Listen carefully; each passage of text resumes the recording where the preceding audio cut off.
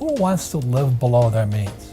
I want to live the best life I can possibly live. If I want to buy a new Ferrari, I first buy an asset, and the asset pays for the Ferrari.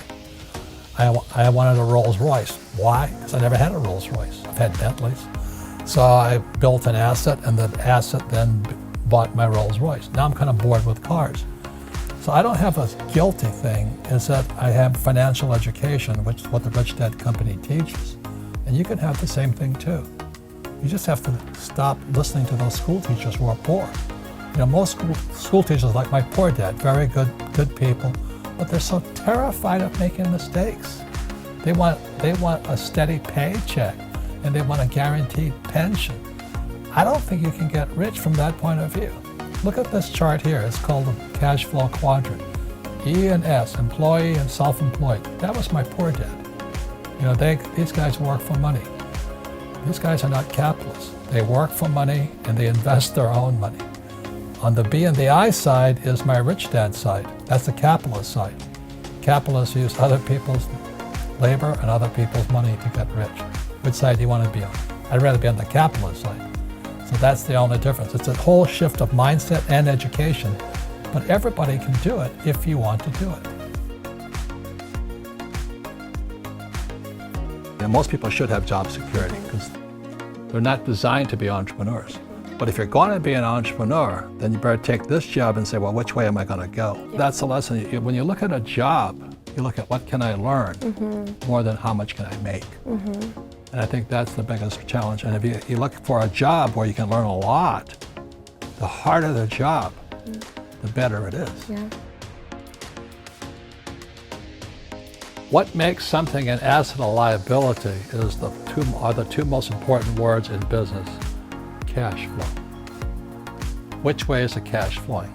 So an asset, if the money is flowing into your income statement, it's an asset. So my rich dad would say, if money is flowing into your pocket, it's an asset. If money is flowing out of your pocket, it's a liability.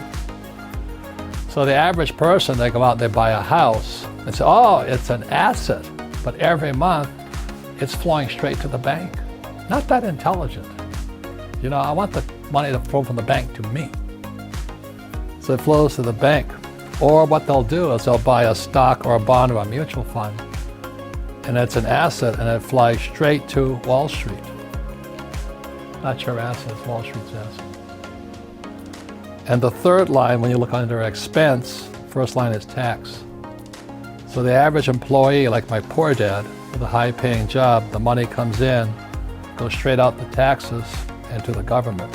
So when you get a job, first line, taxes, second, mortgage to the bank, third, your 401k or your IRA, straight to Wall Street.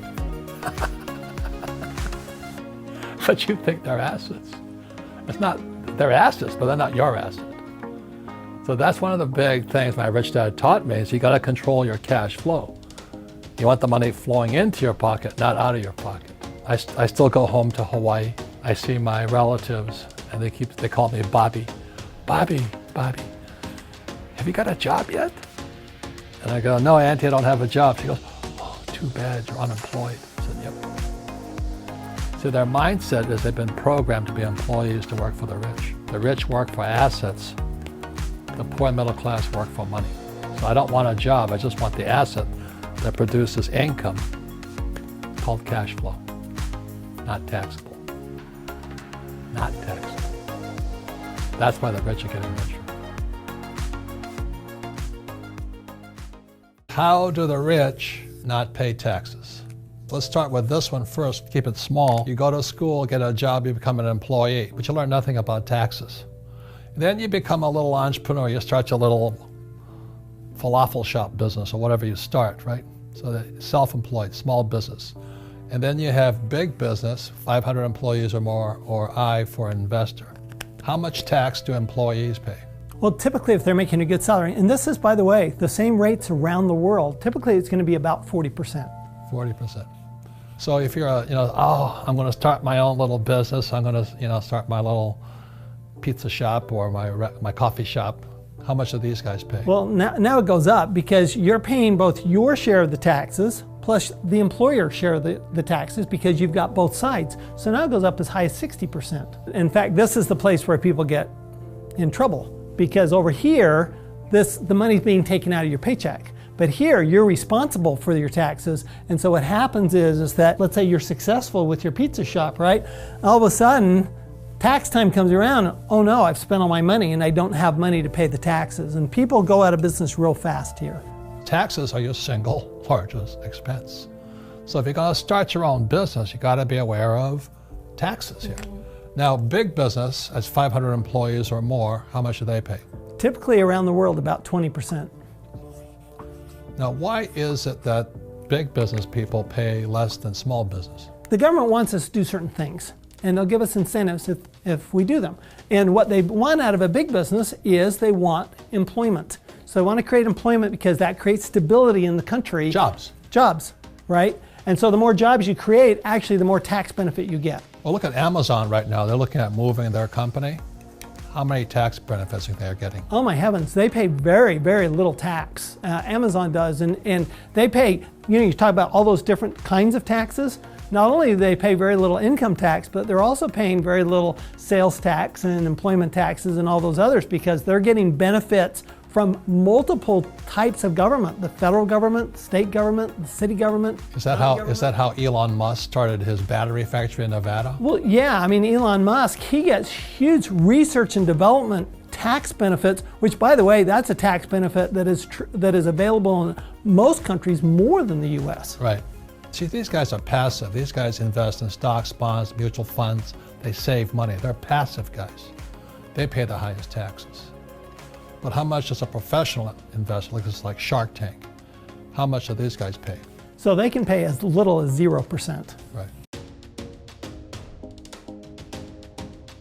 So let me ask you this question.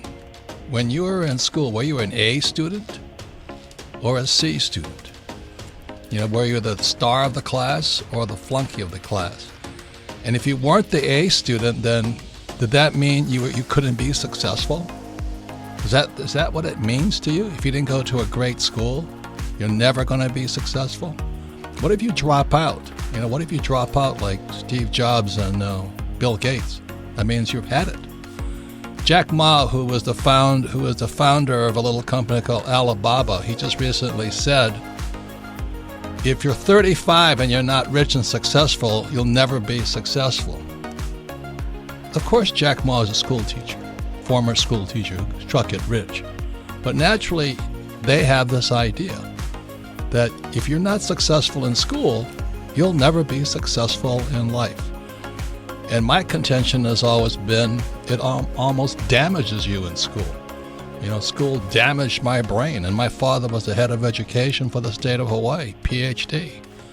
And I hated school. I sat there and getting pounded all the time for being stupid.